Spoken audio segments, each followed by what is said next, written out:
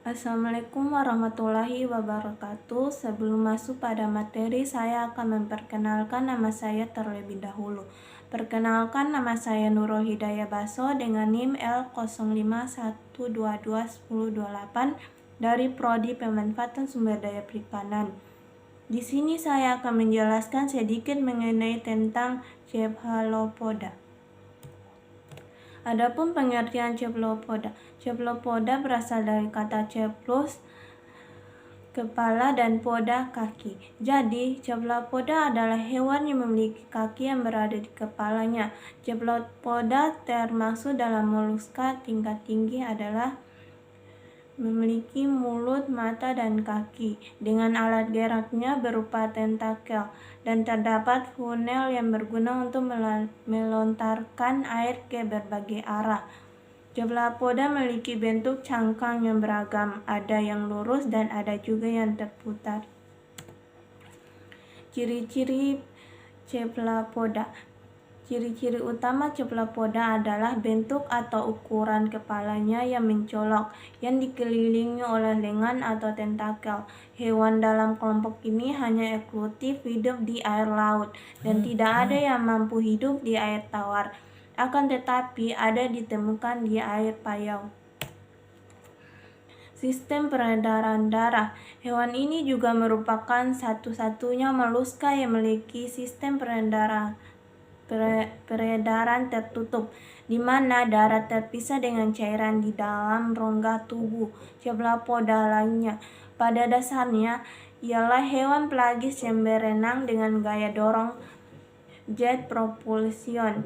Tenaga dorong tersebut berasal dari air yang disemburkan dari rongga matel yang keluar melalui sifon. Dengan kebanyakan cephalopoda memiliki sistem peredaran darah tertutup, di mana darahnya mengandung hemosianin. Hemosianin ini tidak mengandung zat besi, tetapi kofert atau tembaga saat diberikan dengan oksigen. Hemosianin menjadi berwarna biru. Aliran air dalam rongga mantel selain untuk tenaga gerak juga menyediakan oksigen untuk pernapasan.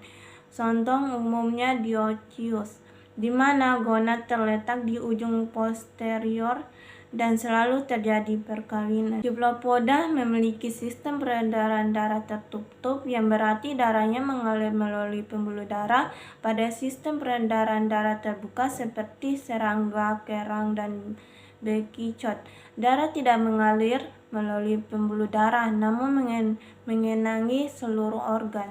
Adapun gambar pada sistem peredaran darah, di mana cephalopoda memiliki 3 jantung di gurita memiliki fungsi yang berbeda-beda. Jantung pertama mirip fungsinya dengan jantung manusia, yaitu mempompa darah ke seluruh tubuh. Jantung kedua dan ketika dinamakan jantung brachial atau jantung insan yang terletak di dekat masing-masing insan, dibungkus dengan struktur berotot mirip mental dekat dengan kepala gurita.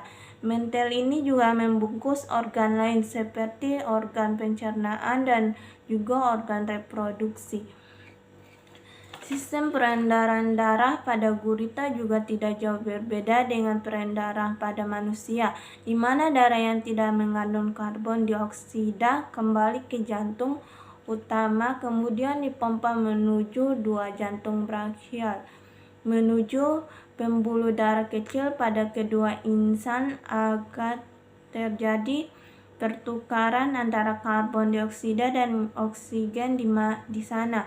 Darah kemudian kembali ke jantung brachial. Darah yang telah mengandung oksigen kemudian dipompa ke seluruh tubuh.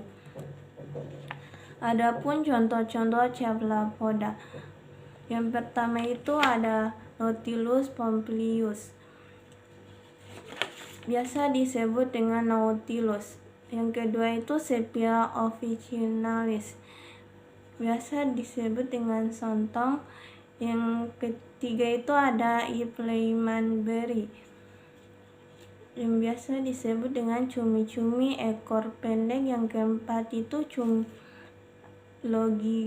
Loligo vulgaris atau biasa disebut dengan cumi-cumi. Yang terakhir itu ada Octopus vulgaris yang biasa disebut dengan gurita. Sekian, terima kasih dari saya. Wabillahi taufiq wal hidayah. Wassalamualaikum warahmatullahi wabarakatuh.